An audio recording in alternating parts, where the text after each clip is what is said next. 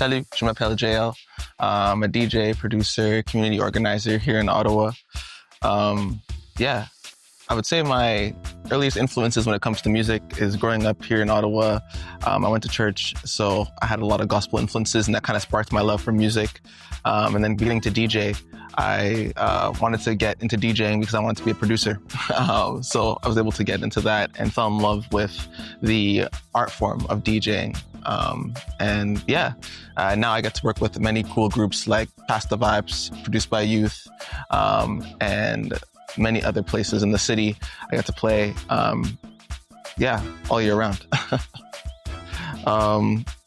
In the community right now, I'm an organizer. I organize an event called Bumpa to Bumpa, which is a Black queer showcase of DJs here in the city. Happens once a year. This time we got to do it twice a year. Shout outs to QR Ottawa and Chroma Queer Festival.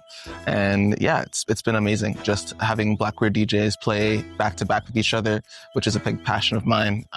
It's been amazing, and I feel truly blessed to be interested with that in the community. What I'm working on right now, like I said, I became a DJ to be a producer primarily. So every single year I release a project in December called Winter Solstice Rhythms, which is just a compilation of the music that I'm working on all throughout the year. Lately, it's been super influenced by Afro house stuff. So a lot of piano, three-step and gom. And yeah, I released that. This is the 5th year. It's coming out this year, and I'm super blessed. I guess when it comes to influences in the city, I would say folks who influence me are my really good friends at Pass the Vibes, but as well as DJ Del Pilar and people at Homophono and the various other queer events that have happened in the city. Shout outs to those as well. And DJ Carling, DJ Avenue, and yeah, the people who have been doing this for long before me. My perception of the musical scene in Ottawa right now, I would say we're just lacking venues. There's not enough space for us to be. There's not enough funding being put into the grassroots people in the city, the folks who are actually making it interesting and not boring, as they say.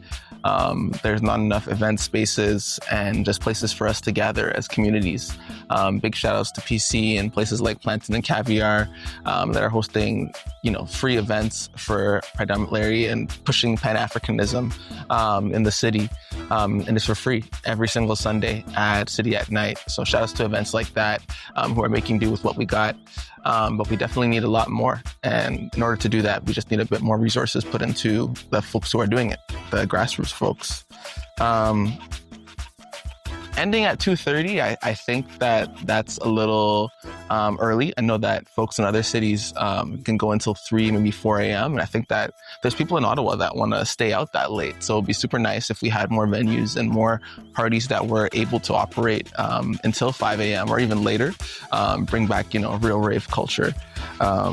And for the future, I see hopefully just more spaces, event spaces that are open to working with grassroots people and giving the youth an opportunity to gather and to just, do what they want to do.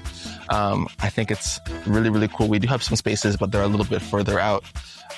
So ideally, we'd have accessible transit as well and free transit, and people would be able to get places where they want to go.